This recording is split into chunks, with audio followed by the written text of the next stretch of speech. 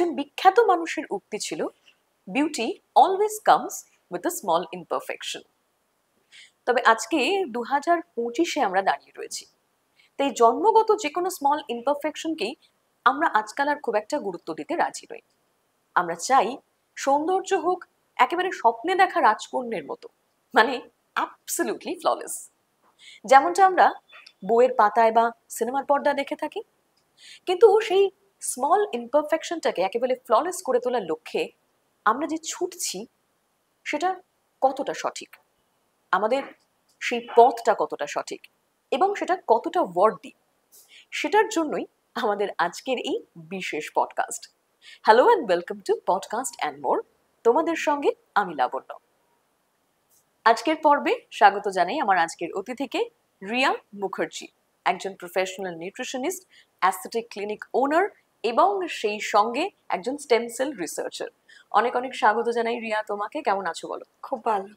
তুমি ভালো থাকো এবং তুমি ভালো থাকো বলে আমাদের মতো অনেক মানুষরা ভালো থাকে, এবং আমরা যাদেরকে ম্যাগাজিনে, টেলিভিশনের পর্দায়, টিভিতে, মানে সিনেমায় দেখতে পাই একদম ফ্ললেস স্কিন, ফ্ললেস চুল, এক ঢাল সুন্দর হাসি, টিকলো নাক, এই সমস্ত কিছু নিয়ে সুন্দর দেখতে যাদেরকে আমরা অভ্যস্ত, তাদের সৌন্দর্যের পেছনে অনেকটা কন্ট্রিবিউশন তোমার আছে আমরা জানি।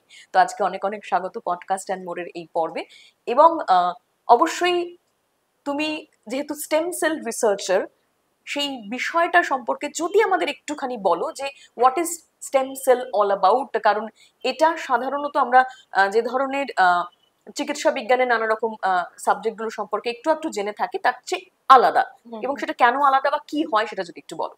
দেখো, স্টেম সেল জিনিসটা আমাদের বডিতেই থাকে, ঠিক আছে? আলাদা করে কোনো, আমাদের শরীর তো কোষ দিয়েই তৈরি, তো আলাদা করে স্টেম সেল আমাদের নেওয়ার প্রয়োজন পড়ে তখনই যখন আমাদের বডি সেল লস হয়। আচ্ছা, ঠিক আছে? কারণ কি, বয়সের সাথে সাথে আমাদের, ধরো সে যখন তোমার এজ 35 তখন তোমার 35% সেল লস হচ্ছে বডি। তো এই কারণে কি জানো, আমরা কি হচ্ছে রিজেনারেশন থেকে ডিজেনারেশনের দিকে যাচ্ছি। আচ্ছা, বুঝতে পারছো? মানে নতুন কোষ তৈরি হওয়ার সম্ভাবনা করে ডাউন হচ্ছে। তো সেক্ষেত্রে আমরা তখন কি হচ্ছে যে বিভিন্ন রকম রোগ যখন আমাদের বডিতে অ্যাটাক করছে, ক্যান্সার তো এখন আমাদের যা ফুড হ্যাবিট, লাইফস্টাইল, তো বিভিন্ন রকম যখন শরীরে বিভিন্ন ডিসঅর্ডারস গুলো থাকছে, স্টেম সেল ট্রিটমেন্ট এমন একটা ট্রিটমেন্ট যেটা দিয়ে তুমি একটা কোষকে আরেকটা কোষের সাথে কন্ট্যাক্ট করতে পারো। আচ্ছা, সেল টক করে সেলকে তুমি বার্তা পৌঁছাচ্ছ যে তোমার, ধরো কাইন্ড অফ তোমার স্কিনে কিছু প্রবলেম হচ্ছে, লাইক কি তুমি এজিং এর দিকে যাচ্ছ, তোমার বলিরেখা আসছে, তো সবাই চাই আমি অ্যান্টি এজিং কিভাবে আনবো। তো অ্যান্টি এজিং এর জন্য কিন্তু স্টেম সেলের একটা ভার্সন আমরা ইউজ করে থাকি। আচ্ছা, এটা বিদেশে ভীষণই পপুলার, বাট ইন্ডিয়াতে আস্তে আস্তে জিনিসটা আসছে।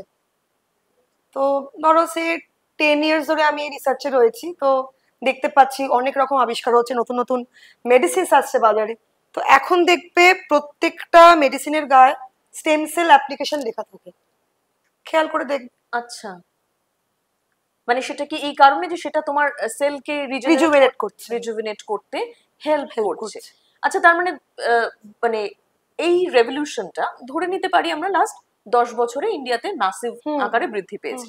তার আগে অবধি তাহলে সৌন্দর্যের পারপাসে আমরা যে ধরনের ক্রিম, লোশন, ফেস ওয়াশ এগুলো ব্যবহার করে থাকতাম, তার মধ্যে তার মানে এই ফর্মুলাগুলো ব্যবহার হতো না? না, মানে অ্যাকচুয়ালি বলতে গেলে ওগুলো তো কেমিক্যাল প্রোডাক্টস মানুষ বেশি ব্যবহার করতো। যত দিন যাচ্ছে মানুষের, এখন ইন্টারনেটের যুগ, রিলসের যুগ, অনেক জানছে, অনেক রকম অ্যাবস্ট্রাক্টস পড়ছে, অনেক রিসার্চ বেরোচ্ছে। তো বরাবরই ওই টক দই, মধু, এগুলোর মধ্যেও তো রিয়েজেন্ট থাকে, যেগুলো আমরা বিভিন্ন অ্যাসিডস থাকে তার মধ্যে, যেগুলো আমরা অ্যাপ্লাই করি। তো সেক্ষেত্রে বিভিন্ন রকম ভাবে যখন সেলগুলো রিজেনারেশন করছে, ওই মলিকিউলগুলো কিন্তু সেই আগের মলিকিউলই রয়েছে। আচ্ছা, তার মানে এটা অনেক রিচ এন্ড কনসেন্ট্রেটেড ফর্মুলা আমি যেটা মানুষকে পৌঁছে দিচ্ছি। একদমই তাই। ফলত এটা অনেক বেটার কাজ করছে, কম সময় সেল টু সেল টক করছে। আচ্ছা আচ্ছা, একটা ব্যাপার বলো, সৌন্দর্যের ক্ষেত্রে স্টেম সেলের ব্যবহার উত্তরোত্তর খুবই বৃদ্ধি পাচ্ছে। আমরা বিভিন্ন ম্যাগাজিন এটা সম্পর্কে পড়ছি, তুমি যেমন বললে এখন রিলসের যুগ, প্রচুর দেখতে পাই ইনফ্লুয়েন্সাররা নানান জিনিস নিয়ে ভিডিও বানাচ্ছে। কোরিয়ান গ্লাস স্কিন, এই বিষয়টা প্রচন্ড শোনা যায়, মানে গ্লাস স্কিন করতে হবে, গ্লাস স্কিন ট্রিটমেন্ট চাই, টিনেজারদের মধ্যে একটা ম্যাসিভ মানে ক্রেজ রয়েছে about glass skin and all. তো আমার প্রশ্ন হচ্ছে, আমি তো কোরিয়ায় থাকি না, হ্যাঁ, আমি হ্যাঁ, ভারতীয়, আমার জলবায়ু আলাদা, একদম। আমার লাইফস্টাইল আলাদা, আমার এখানে পলিউশন লেভেল ডেফিনেটলি অনেক আলাদা, এবং আমার লাইফস্টাইলের মধ্যে ডেফিনেটলি আমার ফুড হ্যাবিট বা আমার স্লিপ সাইকেল এইগুলো তো অনেকটাই আলাদা। সেখানে একটা কোরিয়ান মানুষ, তাকে 55 বছরের, তাকে দেখতে 25-এর মতো লাগলেও আমাকে তো সেরকম লাগার সম্ভাবনাটা কতটা জাস্টিফাইড, বা কোরিয়ান গ্লাস স্কিন আমাদের জন্য কতটা জাস্টিফাইড? দেখো, এটা আগে ছিল না, এটা ট্রেন্ড। এবার ট্রেন্ডের তালে অনেক কিছু ভাসছে মানুষ। হ্যাঁ। তোমাদের সবার আগে মাথায় রাখতে হবে যে তুমি কোন জিনটা বহন করছো, তোমার অরিজিন কি। আচ্ছা। ঠিক আছে, তো বার্ধক্য এটা ডিলে করা যায়, হুম। ঠিক আছে, স্টপ করতে তুমি পারবে না। কোনোদিনই সম্ভব না, এটা সম্ভব একটা না। প্রাকৃতিক প্রসেস। তুমি ডিলে করতে পারো। হ্যাঁ। তো এক্ষেত্রে stem cell, antioxidant, vitamin C, এগুলো কোলাজেন, গ্লুটাথিয়ন, এগুলো এখন একটা হাইপ। আচ্ছা। ঠিক আছে, কিন্তু আমরা যদি নিজস্ব ডায়েট ঠিক রাখি, এক্সারসাইজ ঠিক রাখি, নিজেদের প্রপার লাইফস্টাইল যদি ঠিক রাখি, ডেফিনেটলি আমরা সেই কোরিয়ান গ্লাস স্কিনে অ্যাচিভ করতে পারবো। পারবো। ডেফিনেটলি পারবো। ইন্ডিয়ানরাও পারবে। ইন্ডিয়ান রকম। হ্যাঁ, তুমি তো সব থেকে ভালো এক্সাম্পল আমার চোখের সামনে, একদম গ্লাস স্কিন নিয়ে ঝকঝকে হয়ে রয়েছো। মানে তার মানে বলছো যে ভারতীয়দের মধ্যে গ্লাস স্কিনের যে ট্রেন্ড, সেটার অ্যাকচুয়াল মানে কারণটা তৈরি করতে গেলে তোমাকে ভেতর থেকে, মানে ইন্টারনালি একদমই তাই, একদমই তাই, নিজেকে চেঞ্জ করতে একদমই হবে। তাই। তার মানে গ্লাস স্কিন আনতে গেলে, এই যে টিনেজাররা হঠাৎ করে মুখে একটা কিছু মেখে ফেললাম, কয়েকটা শীট মাস্ক লাগিয়ে রাতের পর রাত ঘুম বন্ধ করে ফেললাম, এবং তারপর একটু পার্লারে চলে গেলাম, কিছু ট্রাই করে ফেললাম externally, like something injectable and all, সেইগুলোই কিন্তু শর্টকাট সলিউশন নয়। না, একদমই নয়। তুমি যদি প্রপারলি নিজেকে মেনটেন রাখতে পারো, তোমার ফুড হ্যাবিট, তোমার লাইফস্টাইল, আর সব থেকে বড় কথা স্ট্রেস, স্ট্রেস ম্যানেজমেন্টটা খুব দরকার। সেটা আমাদের নিউ জেনারেশন একদমই বোঝে না। তো রিলসের জগতে ওই রিলস দেখছে 2 মিনিটসের, তো আপনি 2 মিনিটসে সুন্দর হোক, এটা কখনোই সম্ভব।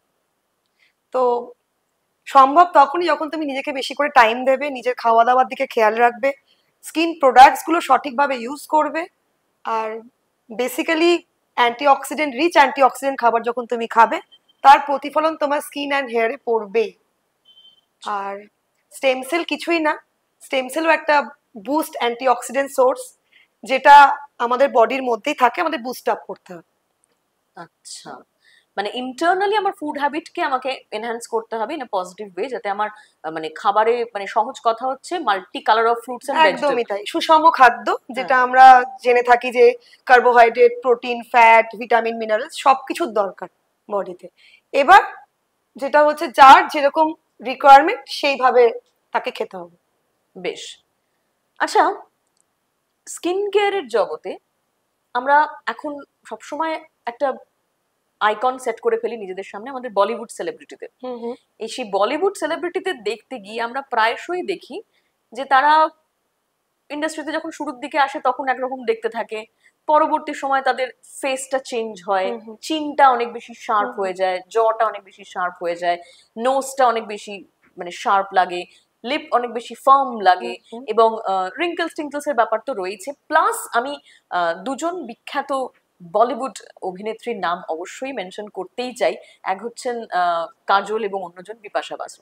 তাদের মানে স্কিন টোনে যে ম্যাসিভ পরিবর্তন, এটা দেখে সাধারণ মানুষের কিন্তু মাথায় আসতে বাধ্য যে তারা কি এমন করলেন যে জন্মগতভাবে প্রাপ্ত আমার যে স্কিন টোনটা, সেটা এতগুলো শেড লাইট হয়ে গেল। এর পিছনে রহস্যটা কি? মানে এটা কি আদৌ সাধারণ মানুষের জন্য হ্যাঁ, সম্ভব? হ্যাঁ, সম্ভব, ডেফিনেটলি সম্ভব। যেমন এখন গ্লুটাথিয়ন খুব একটা ইন্টারেস্টিং নেম, সাথে এখন কোলাজেনও। তো এই দুটোকে যদি আমরা বডিতে খাওয়ারের মাধ্যমে বা ট্যাবলেটস এর মাধ্যমে বা অনেক রকম মাধ্যম আছে, ইনজেক্টেবল মাধ্যমে বাড়িয়ে দেওয়া যায়, অবশ্যই সম্ভব। আচ্ছা, মানে আমি আমার স্কিন টোনকে লাইট করতে পারবো? হ্যাঁ, কিন্তু একটা মাত্রা পর্যন্ত। মানে আমি একটা গ্লুটাথিয়ন নিচ্ছি, আমার বডিতে সেটা স্যুট করছে কিনা সেটাও আমাকে জানতে হবে। দুম করে তো আমি একটা মেডিসিন নিতে পারি না, সেটা অবশ্যই চিকিৎসকের পরামর্শ নিতে হবে, ডক্টরসের কাছে আসতে হবে, দেন তারপর তার ডোজেস আছে যদি সে নিতে পারে, সাথে অবশ্যই ফুড হ্যাবিট। একজন সুস্থ সবল মানুষ, তার 20 থেকে 40-এর মধ্যে ধরে নিচ্ছি বয়স, পোস্ট 40 আমরা জানি একটু এজিংটা আরো চোখে পড়ে, আরো বেশি ভিজিবল হয় এবং চেহারায় একটা পরিবর্তন আসে। তো সে চাইছে বিফোর 40 আমি কিছু একটা করি, সেটা আমার স্কিন টোন লাইটনিং হতে পারে, গ্লুটাথিয়ন যেটা তুমি কথা বললে। তো সেই মানুষটি কিভাবে এই জিনিসটার ডোজ নিতে পারে এবং কি কি প্রসেস আছে তার?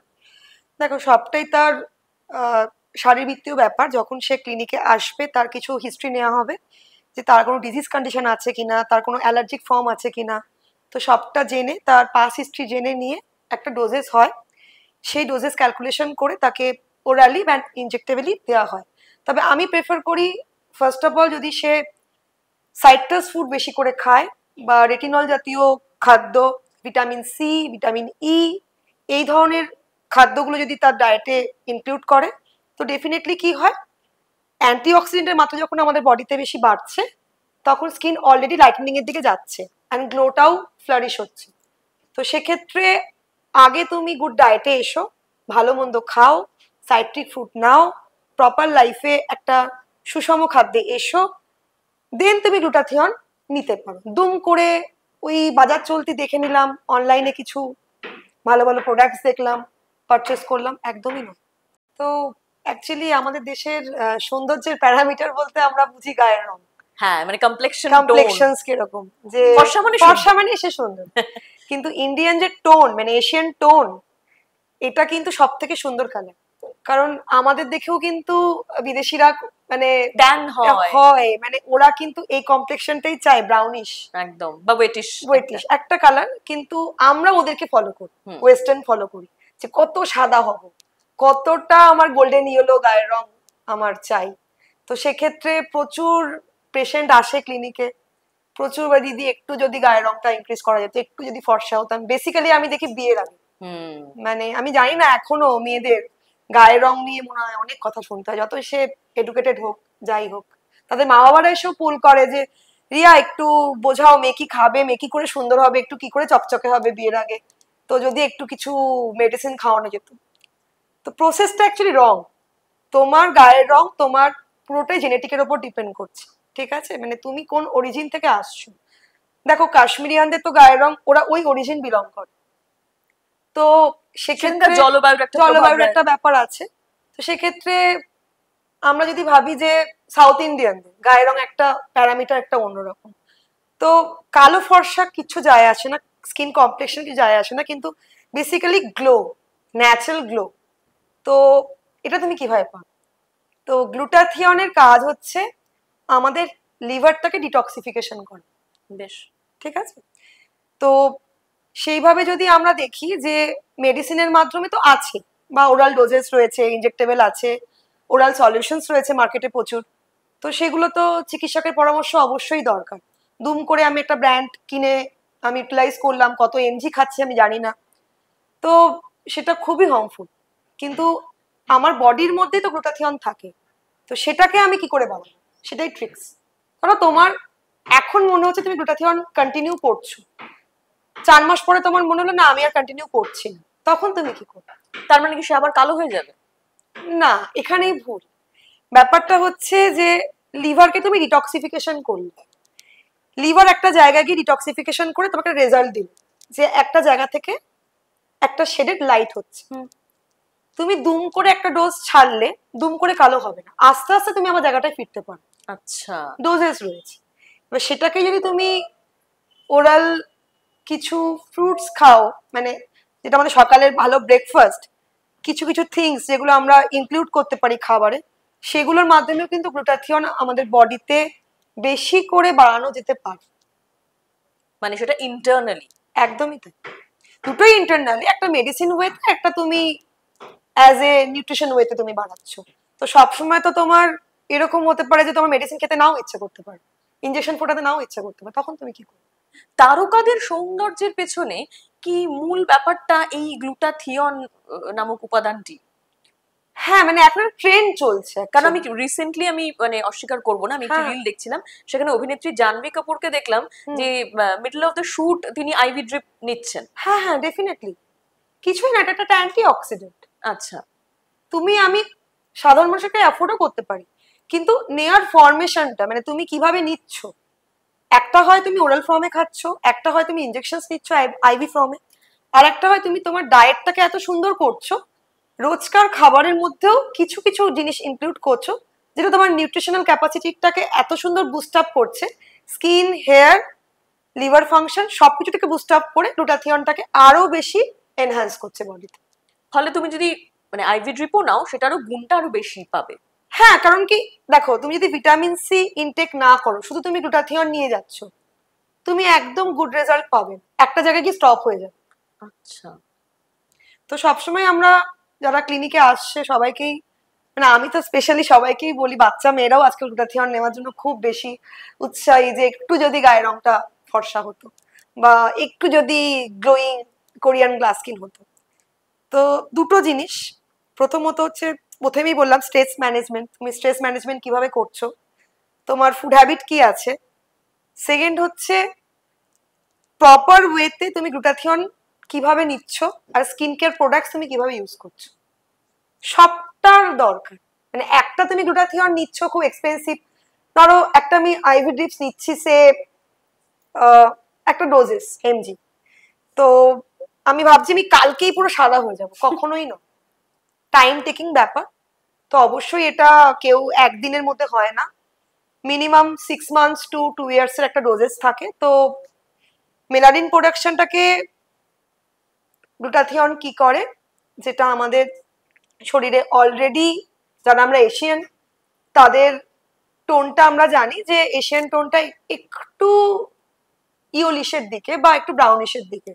তো গ্লুটাথিয়নের কাজ হচ্ছে এটাকে বুস্ট আপ করা, মেলানিন প্রোডাকশনটাকে কমিয়ে। আচ্ছা রিয়া, তুমি তো একজন অ্যাস্থেটিক ক্লিনিক ওনার, তো তুমি বহু মানুষকে দেখো, বহু ধরনের মানুষকে দেখো, তারা বিভিন্ন ডিফারেন্ট সোশিও ইকোনমিক ব্যাকগ্রাউন্ড থেকে আসছে, বিভিন্ন বয়সের মানুষ আসছে, বিভিন্ন একাডেমিক ব্যাকগ্রাউন্ডের মানুষজনও তোমার কাছে আসছে অ্যাজ ইউর পেশেন্ট। সেক্ষেত্রে লাস্ট কয়েক বছরে এই বিউটিফিকেশনের দুনিয়ায় যে একটা রেভলিউশন এসছে, এখানে মানুষের মধ্যে মূলত কি জিনিসের জন্য তুমি তাদেরকে ক্রেজি হতে দেখেছো, বা কোন জিনিসটার চাহিদা তোমার মনে হয়েছে সবচেয়ে বেশি? আমি জানি না, এখন যে ট্রেনটা যাচ্ছে আমাকে ওর মতো বানিয়ে দাও, এটা আগে ছিল না। ভেরি সরি, মানে আমার কোনো বলতে কিছু মানে নেই, দ্বিধা নেই। আমি একটা স্কিন ক্লিনিকের ওনার, কিন্তু আমার কাছে এসে বলে আমাকে ওর মতো নাক চাই, আমার ওর মতো ঠোঁট চাই, আমার ওর মতো গায়ের রং চাই, যেটা হয়তো এই রিলসের জন্যই সম্ভব। এত টিকটক, এত ইনস্টা রিলস দেখে টিনেজরা বেসিক্যালি, বা অনেকেই মিডিল এজেও আসছে প্রচুর লোকজন, যারা এসে ওর মতো আমাকে বানিয়ে দাও। তো আমার কাছে সৌন্দর্যের ডেফিনেশনটা হচ্ছে আমি আমার মতো যে জায়গাতে আছি সেই জায়গাটা সুন্দর থাকা, মানে ন্যাচারাল বিউটি। এবার সেটাকে যার যেটুকুনি কারেকশন এনহ্যান্স করো। ধরো সে কারোর নাকটা একটু মনে হচ্ছে একটু আফলিপ করলে ভালো হয়, কারোর চিকবোনটা একটু আফলিপ করলে ভালো হয়, কিন্তু কখন সেটা খুব বেশি মানে একদম কারোর মতো নয়, অরিজিনাল বিউটি, ন্যাচারাল বিউটি। তোমার কথার রেশ থেকে একটা প্রশ্ন আমার মাথায় আসছে। আমরা তো বলিউড সেলিব্রিটিদের দেখে ভীষণ ইন্সপায়ার্ড হই, দীপিকা পাদুকোন বা খুব সম্প্রতি রশ্মিকা মান্দানা বা মৌনি রয়, এদেরকে দেখেছি তাদের লুক একদম ইন্ডাস্ট্রিতে প্রথম দিন যেমন ছিল, বা জাহ্নবী কাপুর, এখন তার থেকে অনেক বেশি চেঞ্জেস এসেছে। এবং বিভিন্ন সূত্রে জানা যাচ্ছে তারা বিভিন্ন সময় তাদের স্কিনের সঙ্গে অনেক কিছু করেছেন, তাদের ফেসিয়াল ফিচার্স চেঞ্জ করার জন্য অনেক কিছু করেছেন। দীপিকা পাডুকোনের যেমন আইব্রোটা খুব বোঝা যায়, রশ্মিকা মান্দানা তো রিসেন্টলি মানে ফেসের যে স্ট্রাকচারটা সেটা রীতিমতো চেঞ্জ হয়ে গেছে, জাহ্নবী কাপুরের নাক চেঞ্জ হয়েছে, ঠোঁট চেঞ্জ হয়েছে, কৃতি সেনন, মানে it's a never ending list. এই জায়গা থেকে দাঁড়িয়ে কলকাতার মানুষজনদের মধ্যে, বিশেষ করে তোমার যারা পেশেন্ট, তারা তো কেউ বলিউড সেলিব্রিটি নয়, তারা সাধারণ মোটামুটি ঘরের, তাদের মধ্যে যখন তুমি দেখো এই জিনিসগুলো চেঞ্জ করার প্রবণতা, মানে তোমার তখন কি মনে হয়, মানে সেটা কতটা জাস্টিফাইড বা কতটা তাদের জন্য ঠিক, বা তাদেরকে মানে কেন এটা তারা চায় আর কি? দেখো, প্রথমত হচ্ছে সবাই সুন্দর হতে চায়, খুব শর্ট টার্ম, মানে লং টার্ম দেয় না। প্লাস্টিক সার্জারি আগে সবাই করাতো, বাট এখন ট্রেন্ড হচ্ছে খুব শর্ট ফর্মে আমি কিভাবে আমার লুকসটাকে হট করে আমি চেঞ্জ করবো। মানে ধরো সে আমি 15 মিনিটের মধ্যে আমার লুকটা চেঞ্জ চাই। তো এরকম চ্যালেঞ্জিং কিছু আছে পেশেন্ট, যে দিদি বা দাদা আমার যেটা বলছিলাম যে আমাকে একটু লুকসটা চেঞ্জ করে দাও, তখন অগত্যা আমাদের বোটক্স ফিলারের রাস্তা অবলম্বন করতে হয়। তো সেভাবেই লোকে সেটা এখন ট্রেন্ডও যাচ্ছে, বলবো না একেবারে আনসেফ, তবে যদি একটা লিমিটেশন হিসাবে ডোজেজ হিসাবে কেউ নেয় অবশ্যই নিতে পারে, কোনো অসুবিধা কিছু নেই। তবে আমার ব্যক্তিগত ওপিনিয়ন কি, বেশি মাত্রায় নিও। আচ্ছা, মানে don't cross the limit, moderation. একদমই তাই, যে আমি একটা লেভেলে আমাকে সুন্দর দেখাতে হবে বলে যে আমি একটা চিকিৎসা নিচ্ছি কোনো ডক্টরের কাছে এসে, আমারও কিছু ডক্টরের কথা শোনা উচিত, যেটা এখন একদমই করে না। কারোর একটা ছবি নিয়ে আসলো কোনো মডেল, তো সে তো মডেল, তার মতো লুকস চায়। তো এটা খুব মাঝে মাঝে মানে আমি নিজেও খুব ফার্স্ট্রেট হয়ে যাই যে কি বলছে, কিন্তু আবার পেশেন্ট বোঝাই যে দেখো তোমাকে এটা ভালো লাগে। তো সেভাবে আমি চেষ্টা করি সব সময়তেই যে আমার ক্লিনিকে যারা আসবে তারা হাসি মুখ নিয়ে বাড়ি যাবে, আর একটা ট্রাস্ট বিল্ড আপ, যাতে তার কোনোভাবেই ফিনান্সিয়ালি ভাবে সে অ্যাফোর্ড করতে পারে, আর ডেফিনেটলি একটা ভালো সম্পর্ক, যে তার রেসপন্সিবিলিটিও রাখি আমরা যে কি তার যেন কোনো ক্ষতি না হয়। সবসময় তো আমি তো ভীষণ চেষ্টা করি যে এই গ্লুটাথিয়ন বলো, বোটক্স বলো, ফিলার বলো, নিজের মন থেকে বোঝাই যে দেখো নাও যতটা তোমার দরকার, মানে ওভার কিছু করো না। তো আগে যখন আমরা ছোট ছিলাম তখন আমরা বলিউডের প্রচুর অ্যাক্ট্রেসদের দেখতাম যে হুট করে সার্জারি করে চেঞ্জ হয়ে গেল। শ্রীদেবী তো খুব ফেমাস নেম, মানে জুই চাওলা, তো এদের সবারই নোজ সার্জারি ছিল। তো খুব একটা হাইপ হতো কি বড় হয়ে অনেক টাকা রোজগার করব, যে আমি প্লাস্টিক সার্জারি করে আমার নাক ঠিক করবো। বাচ্চাদের মধ্যে একটা ক্রেজও আমি দেখেছি, প্রচুর পেশেন্টও আমার কাছে আসে যারা বলে যে ছোটবেলায় ভাবতাম যে এটা সম্ভবই নয়, যে এটা মনে হয় বিদেশে যেতে হবে, সার্জারি করাতে হবে, গিয়ে আমার লুক চেঞ্জ করতে চাই। তখন আমরা সাজেস্ট করি কি দেখো সার্জারিক্যাল ইস্যুটা হচ্ছে তুমি একবার গেলে ডক্টরের কাছে, গিয়ে তুমি দুম করে একটা লুক অ্যাচিভ করে তোমাকে নাও মানাতে পারে লুক, কিন্তু ফিলার্সে তুমি ইনস্ট্যান্ট চেঞ্জও করতে পারো, আর তুমি আগের লুকেও ফিরতে পারো। ওই জন্যই হয়তো এখন এত ট্রেন্ড কি কারো কোনো স্পেশাল শুট, কোনো বিয়ে বাড়ি, কোনো স্পেশাল অকেশন, সবাই চায় যে দুম করে একটু লুকটা চেঞ্জ করবো, একটু চমক দেবো। তো সেক্ষেত্রে অনেক ক্ষেত্রে সার্জারি করতে গিয়ে অনেক সেলিব্রিটিদের ফেস নষ্ট হয়, আবার দেখেছি এত সুন্দর কারেকশন হয় যে একটু অন্যরকম। আমি অতি সম্প্রতি মৌনি রয়ের কথাটা যেন না বলে পারলাম না। তার রিসেন্ট লুক বা তার রিসেন্ট একটা কোনো সার্জারি কিছু একটা হয়েছে তার সঙ্গে, যার জন্য তার কপালে একটা ম্যাসিভ চেঞ্জ এসে গেছে, ফোরহেডটা এত মানে ফুটে উঠেছে তার সেই সার্জারিটার জন্য, যেটাকে তাকে হাইট করতে হচ্ছে, এবং তার লুকটা পুরো অদ্ভুতভাবে চেঞ্জ হয়ে গেছে। আবার আদিতি রাও হায়দারি থেকে শুরু করে দীপিকা পাডুকোনের আইব্রো, আচ্ছা এই আইব্রোটা চেঞ্জ হয় কি করে? এটা অ্যাকচুয়ালি পিএমইউ, তো এটা পার্মানেন্ট মেকআপ আমরা বলে থাকি, বাট এটা পার্মানেন্ট নয়, সেমি পার্মানেন্ট। তো এটাকে মাইক্রো ব্লেডিং প্রসেসে করা হয়। যেমন আগে লোকে খুব ট্যাটু করতো, ট্যাটুর কালার দিয়ে আইব্রোটাকে ফিল করতো, কিন্তু এখন কনসেপ্ট চেঞ্জ হয়েছে। তো জাপানি একটা প্রসেস, তো সেই জাপানের আর্ট থেকে এটা এসছে মাইক্রো ব্লেডিং অ্যান্ড শেডিং, যেটা এখন অল ইন্ডিয়াতে মোটামুটি যারা পিএমইউ আর্টিস্ট বা মেকআপ আর্টিস্ট অলসো, আগে তো ডক্টররাই এটা করতো, বাট এখন আমি দেখছি একটা ট্রেন্ড হয়েছে যে মেকআপ আর্টিস্ট, পিএমইউ আর্টিস্ট ঘরে ঘরে। তো এটা কিন্তু কসমোজেনে, মানে আমার যে ক্লিনিকে 10 ইয়ার্স থেকে এটা আমি এই প্রফেশনে আছি, সবাইকে সাজেস্টও করি তার ফেসের সাথে কিভাবে আইব্রো যাবে। এই যে একটা গুড লুকিং, ধরো তুমি সে মেকআপ করছো, মেকআপ করার টাইম নেই তোমাকে, যদি ওটা আমি সেমি পার্মানেন্ট করে সে 2 ইয়ার্স টু 3 ইয়ার্স তোমার ওটা থাকছে, তোমাকে আর রোজ রোজ মেকআপ করতে হবে, জল লাগলো না, বৃষ্টির জল পড়লো তো উঠে গেল। তো এটা একটা কি যে একটা ব্রোজ ড্র করলাম, যেটা টিল টাইমিং হচ্ছে 1 to 3 ইয়ার্স, 3 ইয়ার্স এর মধ্যে আবার রিফিল করাতে হবে। তো দীপিকা পাড়ুকোন, আরো আছে কঙ্গনা রানাবত, আমাদের আলিয়া ভাট, অনেকেই, সোনাম কাপুর বিগত 10 বছর আগে থেকে এই ট্রিটমেন্ট নিয়ে আসছে। মুম্বাইতে খুব ফেমাস ছিল, বাট কলকাতায় এখন এটা চল এসছে আর চলছে। আচ্ছা, এতগুলো ট্রিটমেন্টের মাঝখানে আরেকটা জিনিস, সেটা একটা ভিজিবল চেঞ্জ আনে মানুষের মধ্যে, সেটা হচ্ছে লিপ ফিলার।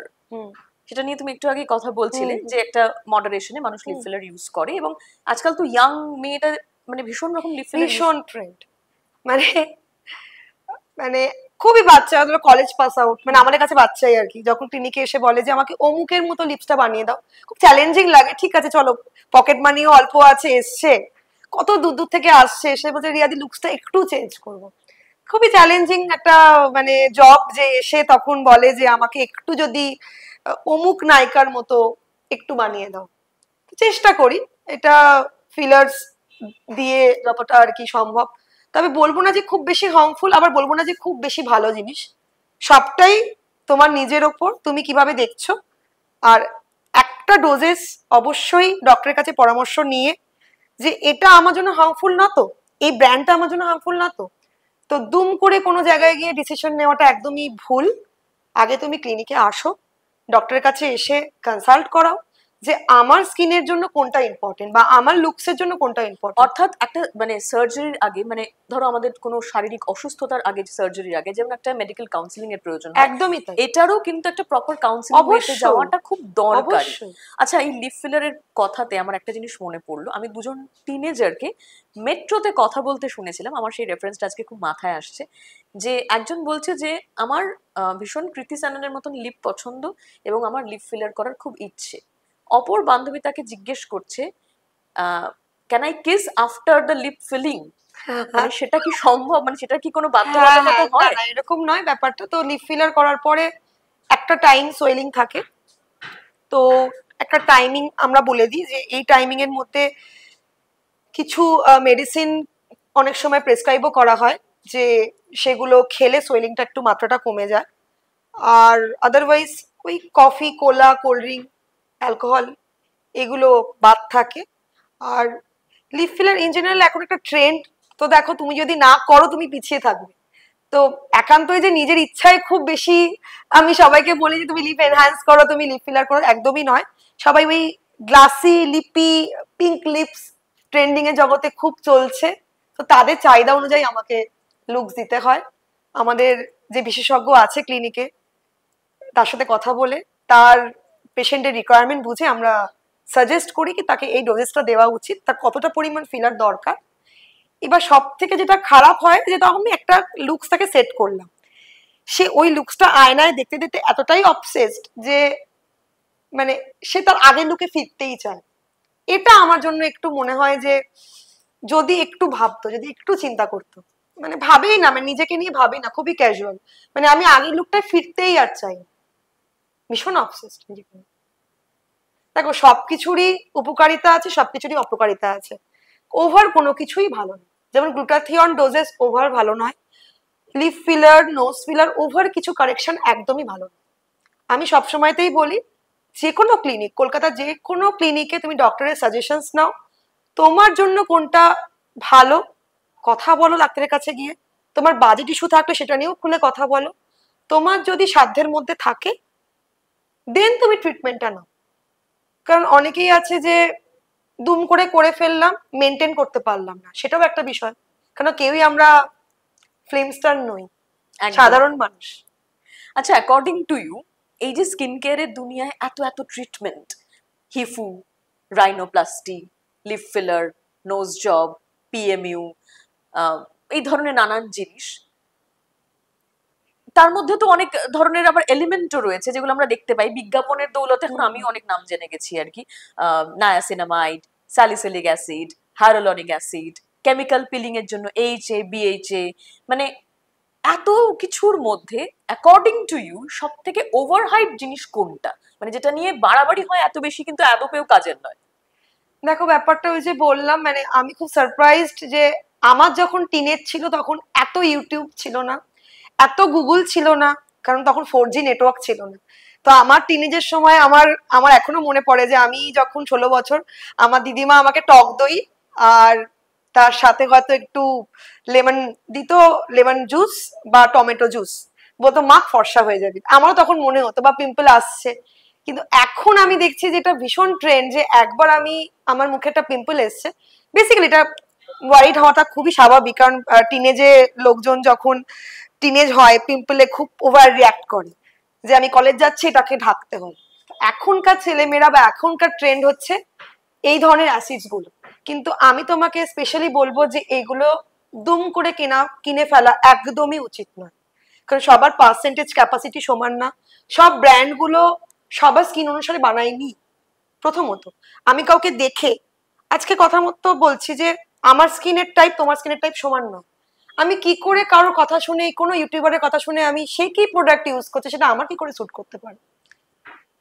তো নিয়াসিয়ামাইড বলো বা আহাবাহা বলো, অ্যাসিড বলো, ভিটামিন সি বলো, সবার স্কিনের জন্য সবকিছু স্যুট নাও হতে পারে। তো ভেবে চিনতে পারচেস করা উচিত। আর আমি সবসময়তেই বলবো এই ধরনের অ্যাসিড গুলো ইউজ করার আগে একটিবার ডক্টরের কাছে গিয়ে যে তোমার আদৌ ওটা কি দরকার বা আছে, আমার স্কিন টাইপটা যদি টাইপটা জেনে বুঝে। নেওয়া যায়। কারণ কি দেখো, সবাই এই ট্রেন্ডিং এর জগতে খুব ফাস্ট যুগ। তো আমি আজকেই ভিটামিন সি মাখছি, আমি কালকেই গ্লাস স্কিন অ্যাচিভ করবো, কখনোই নয়। আর এই অ্যাসিড গুলো সম্পর্কে যদি একটু বলে দাও আর কি, মানে বিভিন্ন যে মানে হ্যালুরনিক অ্যাসিড, বিভিন্ন সেরাম গুলোতে যেগুলো ব্যবহার হয় আমাদের, কোন স্কিনের জন্য কিরকম কি যেতে পারে? দেখো, নিয়াসিয়ামাইড কথাটা এখন খুব প্রচলিত, কারণ আমরা আলিয়া ভাটকে দেখি যে নিয়াসিয়ামাইড সিরাম ইউজ করছে ম্যাক্সিমাম রিলগুলোতে বা ভিডিওগুলোতে আমরা খুব ফলো করি। ইভেন আমরা কেন, অনেকেই দর্শকরা অনেকেই ফলো করে। তো আদেও কি নিয়াসিয়ামাইড সব স্কিনে যায়? এটা একটু আমার মনে হয় জেনে বুঝে ইউজ করা উচিত। কারণ নিয়াসিয়ামাইডের মধ্যে থাকে নায়াসিন, নায়াসিন থেকে কিন্তু নিয়াসিয়ামাইড ব্যাপারটা এসছে। তো এটা অ্যাকচুয়ালি কি, ভিটামিন বি3, বি কমপ্লেক্স এটা। তো সব থেকে বেশি পাওয়া যায় হচ্ছে কলা, ব্যানানা। তো যদি আমরা একটু হাটকে, যদি আমরা নিয়াসিয়ামাইডের র সলিউশন ইউজ না করে যদি একটু কলা মাখি, ক্ষতি কি, বা কলা খাই। আর স্পেশালি যদি ইউজ করতেই হয় মেডিকেটেড ব্র্যান্ড, অবশ্যই তোমরা একবার ডক্টরের কাছে এসো, পার্সেন্টেজটা নিজে নিজে পাকামো না করে দুম করে মেখে ফেলো না, কারণ এটা কখনোই নর্মাল স্কিনে সবার জন্য অ্যাপ্লিকেবল নয়। কারণ যখন আমি নিয়াসিয়ামাইড ড্রপ বাই ড্রপ ড্যাব করছি, স্কিন র্যাশেস হতে পারে, অ্যালার্জিক রিয়াকশন হতে পারে। আর সব থেকে প্রবলেমেটিক হচ্ছে, সাধারণত খুব দুম করে দেখি পেশেন্টরা এসে বলে যে পিম্পল হয়েছিল, নিয়াসিয়ামাইড মেখেছি। তো খুব বেশি অয়েলি স্কিনে নিয়াসিয়ামাইড মাখতে মাখতে স্কিনটার পিএইচ ব্যালেন্সটাকে নষ্ট করে দিয়েছে, ড্রাই করে দিয়েছে। এটা কি আদৌ উচিত? উচিত নয়। তো ব্যালেন্সিং প্রোডাক্ট আমি সবাইকে সাজেস্ট করি যে directly niacinamide, directly vitamin C, directly hyaluronic acid দুম করে পার্সেন্টেজ ওভাবে ইউজ না করে কিছুটা হাটকে যে একটা মেডিসিন ইউজ করো যার মধ্যে সব রকম মলিকিউল গুলো তুমি পাচ্ছ, যেটা সেন্সিটিভ স্কিনের জন্য একটা অন্যরকম আর নর্মাল স্কিনের জন্য একটা অন্যরকম। একটা ছোট উদাহরণ দিই, যেমন ভিটামিন সি। ভিটামিন সি কখনোই সেন্সিটিভ স্কিনে যায় না।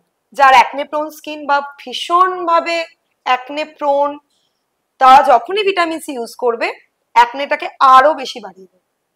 তো গ্লোয়ের জন্য আমার মুখে অ্যাকনে আছে, আমি ড্রপ বাই ড্রপ ইউজ করছি, একদমই। নিয়াসিয়ামাইডের ক্ষেত্রে আসি, যে আমি অনেককেই দেখি সানস্ক্রিনের পরেও নিয়াসিয়ামাইড মাখে। আমি জানি না ইউটিউবের রিলগুলো কোত্থেকে পায়, এসে বলেও যে জানো আমি গ্লাইকোলিক অ্যাসিড এত পার্সেন্টেজ ইউজ করছি, নিয়াসিয়ামাইড ইউজ করছি। কিন্তু মানে ভেরি অনেস্ট বলতে আমার মানে কোনো দ্বিধাবোধ নেই, কারণ তুমি যাদের থেকে ফলো করছো অ্যাকচুয়ালি কি তার স্কিন টাইপটা তোমার স্কিন টাইপের সাথে সমান? তোমার কি একবারও ভয় লাগে না যে তুমি অ্যাসিডটা ডিরেক্টলি মাখছো, তোমার তো বার্নিং সেন্সেশনও হতে পারে। তো এই অ্যাসিডগুলো খুব মারাত্মক। তো এগুলোর স্মল পার্সেন্টেজ যেগুলো রয়েছে সেগুলো আমি বলবো যে একটু ভেবেচিন্তে ভাই ইউজ করো। দুম করে তোমরা বাজার চলতি কিনে নিও না, আমি নাম বলবো না, বিভিন্ন রকম প্রোডাক্টস রয়েছে বাজারে, দুম করে পারচেস করো না। সঠিকভাবে কোনো ক্লিনিকে যাও, গিয়ে ডক্টরকে দেখাও, দেখে ডোজেস গুলো অ্যাপ্লাই করো। তাও একটা ওভারঅল আমি বলে দিচ্ছি, যাদের খুব হাইড্রেশনের প্রবলেম, স্বাভাবিকভাবে কি হয় যে যখন তোমার এজিং আসছে অ্যাবাভ 30, তো সেখান থেকে টিল 40 to 45 আমাদের কি হয়, সেল আস্তে আস্তে কোলাজেন ব্রেক করছে। সেল ড্যামেজ বলবো না, রিজেনারেশন থেকে ডিজেনারেশন দিকে যাচ্ছে। তো সেই সময়টা আমাদের ভীষণভাবে আমাদের বডিতে কি হয়, কোলাজেন যে সোর্সটা থাকে সেটা কমতে শুরু করে। তো সেক্ষেত্রে আমরা যদি বাইরে থেকেও কিছু ইনপুট করি না, অল্প সাময়িক আমাকে কিছু রেজাল্ট দিতে পারে, কিন্তু সেটা কখনোই ফুলফিল রেজাল্ট নয়। তো তুমি যদি একটু টুইস্ট করো ব্যাপারটাকে, যে ধরো আমি হ্যালুরনিক অ্যাসিড ইউজ করছি, সাথে যদি আমি একটু শসা খাই, বোথ অফ এফেক্ট। সাথে যদি আমি একটু অ্যালোভেরা জুস খাই, বোথ অফ এফেক্ট। ভেতর থেকে আমাকে গ্লোটাকে দিতে হেল্প করছে। কারণ কি, কিছু ইনগ্রিডিয়েন্ট এমন রয়েছে যেগুলো খেলে কিন্তু আমার স্কিনের যে হ্যালুরনিক অ্যাসিডের যে গ্লোটা সেটা কিন্তু আমি ফুলফিল করতে পারি। বলিউড সেলিব্রিটিদের যে ধরনের স্কিন ট্রিটমেন্ট নিয়ে আমরা আলোচনা করলাম, সেখানে আরেকটা জিনিস কিন্তু ভীষণ উঠে আসে, মানে যেটা নিয়ে আমরা কথা শুনতে পাই বা বিভিন্ন জায়গায় পড়ি, সেটা হচ্ছে একটা CO2, একটা মাইক্রোনিডলিং। মাইক্রোনিডলিং দিয়ে বলে যে ক্ষত তৈরি করে স্কিনটাকে রিপেয়ার করার একটা প্রসেস। এটা স্কিন, চুল দুক্ষেত্রেই শুনেছি ব্যবহার হয়। এই দুটো কি সেটা যদি একটু আমাদের বলো। একদম। অ্যাকচুয়ালি CO2 লেজার ইউজ করা হয় যাদের খুব অ্যাকনে প্রোন স্কিন, বা ধরো স্কার্স হয়ে গেছে বা অ্যাক্সিডেন্টাল কেস, অনেক দিনের ওল্ড স্কার, এটার জন্য CO2 সাজেস্ট করা হয়, CO2 লেজার ট্রিটমেন্ট। কিন্তু এটা হিলিং এর ডাউন টাইমটা অনেক বেশি। কারণ কি, তোমাকে আমি সাজেস্ট করলাম কি তুমি ক্লিনিকে আসলে তোমার বড় বড় অ্যাকনে স্কার্স রয়েছে, তো বললে যে আমার সামনে বিয়ে আছে বা আমার কোনো স্পেশাল কোনো প্রোগ্রাম আছে, চাকরির ইন্টারভিউ আছে, যে ম্যাডাম আমার স্কার্টটা আপনি কত তাড়াতাড়ি রিকভারি করতে পারবেন। তো তখন আমরা পেশেন্টদেরকে সাজেস্ট করি যে দেখো CO2 লেজার নিতেই পারো, কিন্তু CO2 লেজারের যে ব্যাপারটা হয়, তোমাকে আমি ট্রিটমেন্টটা দিলাম, আউটপুট তুমি খুব ভালো পেলে, কিন্তু তুমি মেনটেনেন্স ঠিকঠাক না করো, ভীষণ ব্যাড এফেক্ট, বার্ন, মারাত্মক লেভেলের বার্ন হয়, আর হাইপার পিগমেন্টেশন আসতে পারে।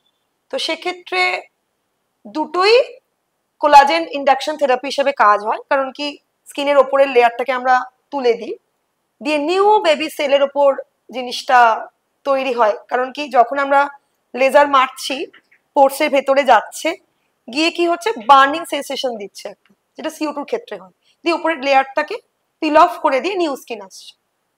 আর মাইক্রোনিডলিং এর ক্ষেত্রে ব্যাপারটা যে আমরা কি করছি, মাইক্রো চ্যানেলস তৈরি করছি, যেটা কি হচ্ছে কোলাজেনটাকে বিল্ড আপ করছে, ওটাও করছে এটাও করছে। দুটোর মধ্যে পার্থক্য হচ্ছে, একটা তো কস্ট এফেক্টিভ একটা ব্যাপার থাকে, কারণ CO2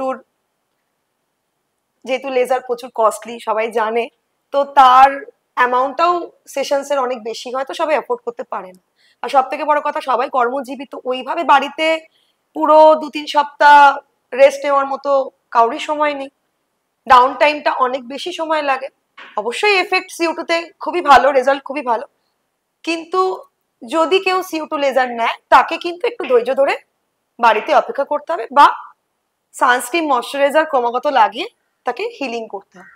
আর মাইক্রোনিডলিং এর ক্ষেত্রেও সেম ব্যাপারটা, তোমাকে ডাউন টাইমটা একটু কম, যেখানে ওটা 2 উইকস, সেটা এটা হয়তো 5 to 6 ডেজের মধ্যে হিলিংটা চলে আসছে। আর ডেফিনেটলি যখন এটা আমরা বলে থাকি কোলাজেন ইন্ডাকশন থেরাপি, তো আলাদা করে যখন আমরা CO2 বা মাইক্রোনিডলিং সবাইকে সাজেস্ট করছি, ডেফিনেটলি ভাবে স্কিনের পোর্স গুলো ভীষণভাবে মাইক্রো চ্যানেলস তৈরি করা হচ্ছে, ওখান থেকে কোলাজেন প্রোডাকশন হচ্ছে, আর একটা ফ্ললেস সুন্দর স্কিন পাওয়া যাচ্ছে, যেটা অ্যাকনে বা পিম্পল হলে স্কার্স হয়ে যায় অনেক সময়। তো সেক্ষেত্রে এটা খুবই বেনিফিট। একটা সময় আমরা দেখতাম যে মানুষ একটা রেগুলার মেনটেনেন্সে থাকার জন্য, বিশেষ করে মহিলারা, তখন অ্যাস্থেটিক ক্লিনিক কনসেপ্টটা ইন নয়, এটা আজ থেকে ধরো 15-20 বছর আগের কথা বলছি, নিজের স্কিন মেনটেনেন্সের জন্য বলা হতো একটা করে ফেসিয়াল দরকার। এখন ফেসিয়ালের জায়গায় চলে এসেছে একটা যান্ত্রিক ফেসিয়াল, ম্যানুয়ালের জায়গায়, যেটাকে বলা হয় হাইড্রা ফেসিয়াল। অনেকগুলো স্টেপস, অনেক রকম জেল সিরাম ব্যবহার করা। এই হাইড্রা ফেসিয়ালটা কতটা নর্মাল ফেসিয়ালের থেকে আলাদা, এবং সেটার গুণাবলী কি কি? ওকে, হাইড্রা মানে বুঝতেই পারছো, জল, এখানে হাইড্রেশনের একটা ব্যাপার আছে। তো দুরকম হয়, হাইড্রা ফেশিয়ালটা ক্লিনিক্যালি হয়, একটা স্যালন বেস হয়। ক্লিনিক্যালি হাইড্রা ফেশিয়ালটা একটু অন্যরকম, যেটা রিএজেন্ট ইউজ করে করে ট্রিটমেন্ট আমরা দিয়ে থাকি, যেটা অনলি ফর ডক্টরস বা স্পেশালাইজডরাই দিয়ে থাকে। আর একটা হয় বাজার চলতি, যেটা তুমি দেখছো নর্মালাইজড হাইড্রা ফেশিয়াল সবাই করছে, দুটো ডিফারেন্ট। তো স্কিন বুঝে অবশ্যই এটা নেওয়া উচিত, সবার জন্য নয়। যাদের স্কিনে হাইড্রেশনটা কমে আসছে বয়সের সাথে সাথে, তারা হাইড্রা ফেশিয়াল ডেফিনেটলি নিতে পারো।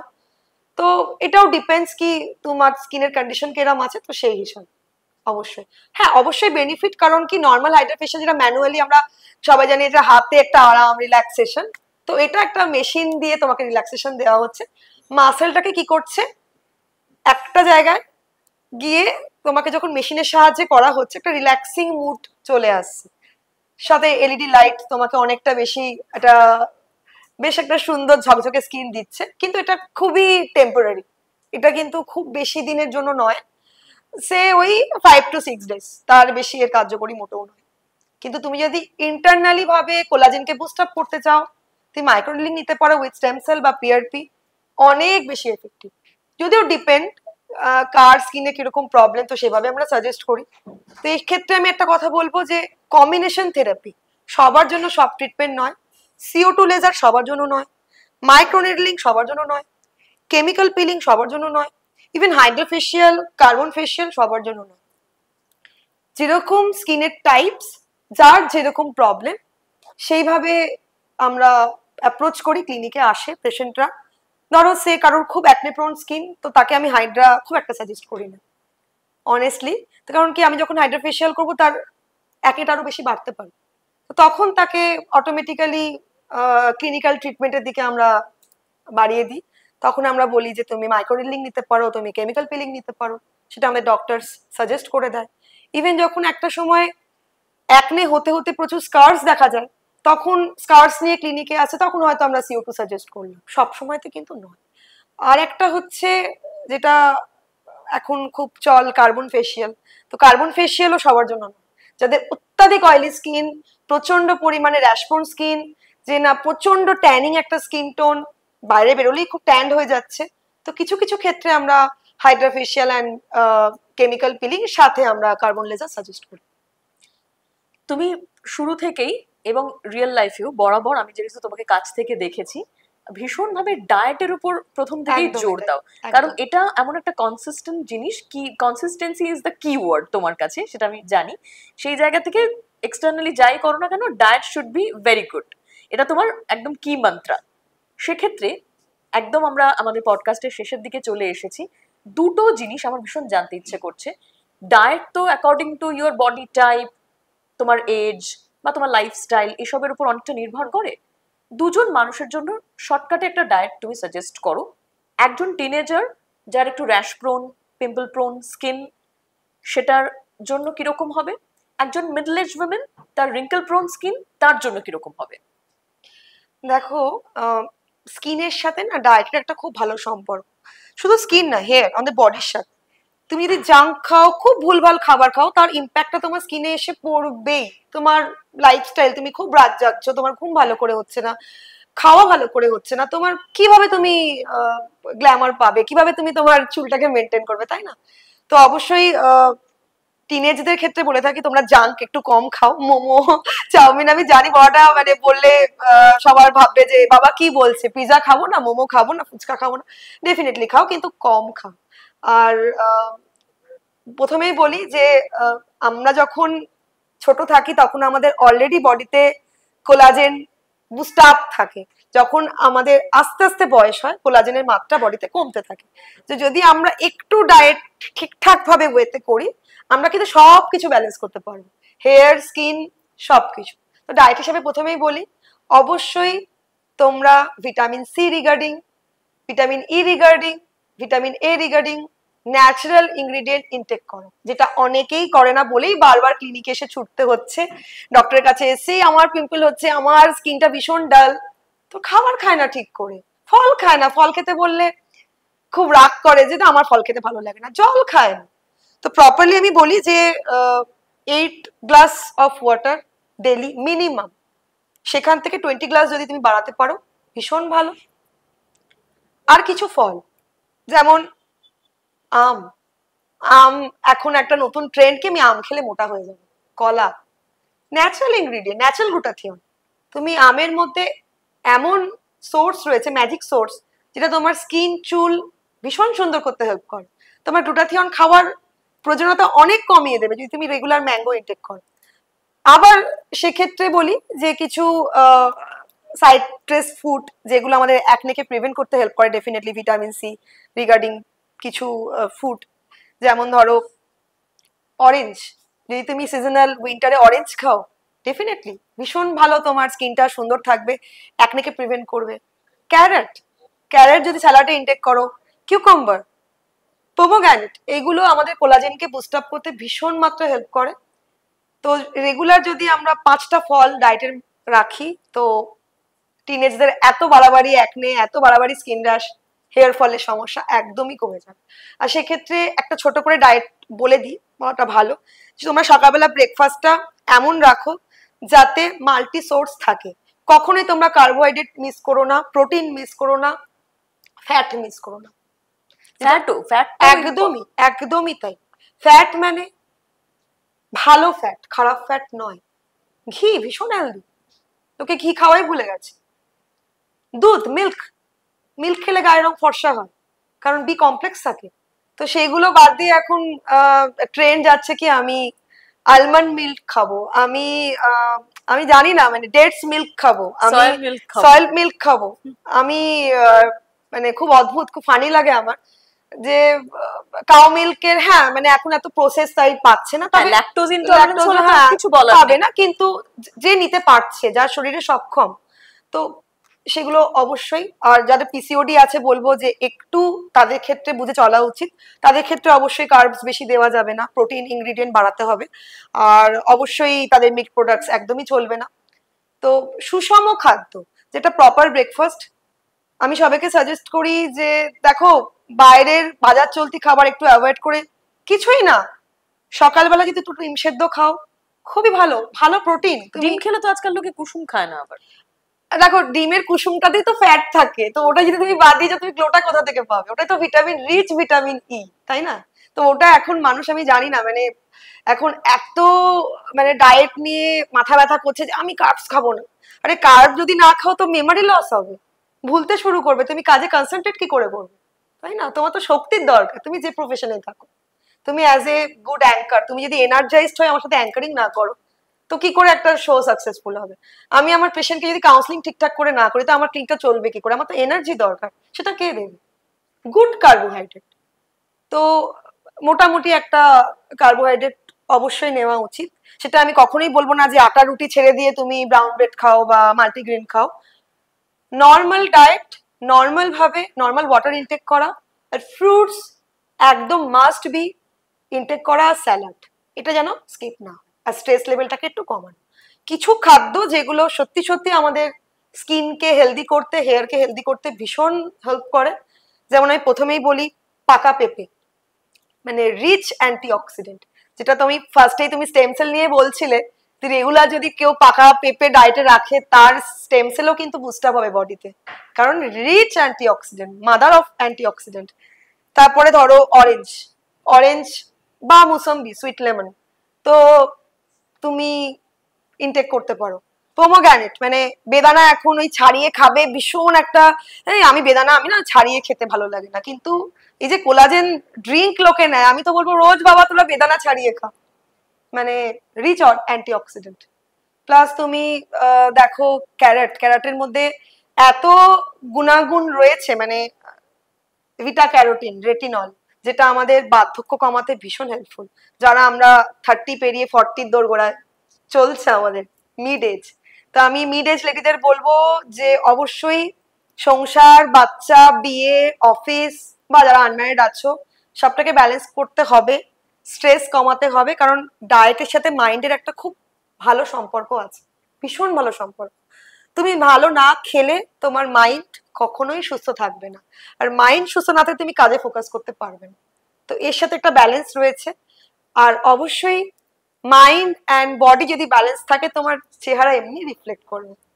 তো সবাই বলো যে স্কিন ভালো রাখার রাজ কি, তো আমি বলবো যদি তুমি আমাকেই জিজ্ঞেস করো যে স্কিন ভালো রাখার রাজ কি, তো 5 ফ্রুটস এভরিডে, যদি পারো ম্যাঙ্গো একটা খাও, সিজনাল ফ্রুট, যদি পারো ব্যানানা একটা খাও, সিজনাল ফ্রুট, যে সময়টা যেটা পাচ্ছ। ডায়াবেটিক হলে সেটা আলাদা প্রশ্ন, নর্মাল যাদের কোনো রোগ নেই তাদের কথাই বলছি। নর্মাল সাইট্রাস ফুড যদি খেতে পারো ভীষণ ভালো, যদি গ্যাস্ট্রিক না থাকে বা যদি খুব অ্যাসিডিক প্রবলেম না থাকে রাখতে পারো। বা পেয়ারা ভীষণ একটা ভালো ফাইবার, ভীষণ ভালো কোলাজেন, ফলের মধ্যে মানে কিং, মানে পেয়ারা যদি খেয়ে তুমি ডাইজেস্ট করতে পারো, 4টে বেনিফিট আছে, তোমার কোলাজেন ডেভেলপ করবে, তোমার vitamin C rich boost up করবে, প্লাস তোমার অ্যাপিটাইটটাকে এমন সুন্দর করে রাখবে, তোমার খিদে কম পাবে, তো ফলে তোমার ওই বারবার হাংরি করছো, জাঙ্ক ক্রেভিংটাকে অনেকটা কমিয়ে দিবে। প্লাস অ্যাপেল যদি দেখো, অ্যাপেল সবসময় আমরা ভাবি যে সবসময় ডক্টররা বলতো যে আগে একটা অ্যাপেল খাও, অ্যাপেল হচ্ছে মাস্টার ফুড, তো যদি কেউ একটা সুন্দর হতে চাও তো ডায়েট একটা করে অ্যাপেল রাখতে পারো। বেশ। পডকাস্ট এন্ড বোনের আমাদের আজকের অতিথি রিয়া মুখার্জি, কসমোজেনের পক্ষ থেকে। ওর অ্যাস্থেটিক ক্লিনিক ওর নিউট্রিশনাল যে পয়েন্ট অফ ভিউ সেগুলোর সঙ্গে আমরা পরিচিত হলাম এবং নানান জিনিস জানতে পারলাম। And the most important part of our life is enhance your diet. It should be proper, it should be in a very good way. আর 5টা ফল প্রত্যেকদিন সবার পক্ষে রিয়ার মতন খাওয়া সম্ভব হয় কিনা বলতে পারছি না, তবে যে বা যারা একেবারে ফল ছুঁয়েও দেখেন না তারা আজকের এপিসোডটার পর যদি একটুখানি নিজের ডায়েটে কোনো পরিবর্তন আনেন, আমরা জানবো সেখানেই আমাদের পডকাস্টটা সফল। থ্যাংক ইউ সো মাচ আমাদের সঙ্গে থাকার জন্য। আমাদের ইউটিউব চ্যানেলটাকে আরো ভালোবাসা দিন, আমাদের এগিয়ে যেতে সাহায্য করুন লাইক, শেয়ার এবং সাবস্ক্রাইব করে। Thank you so much Riya, খুব ভালো থেকো।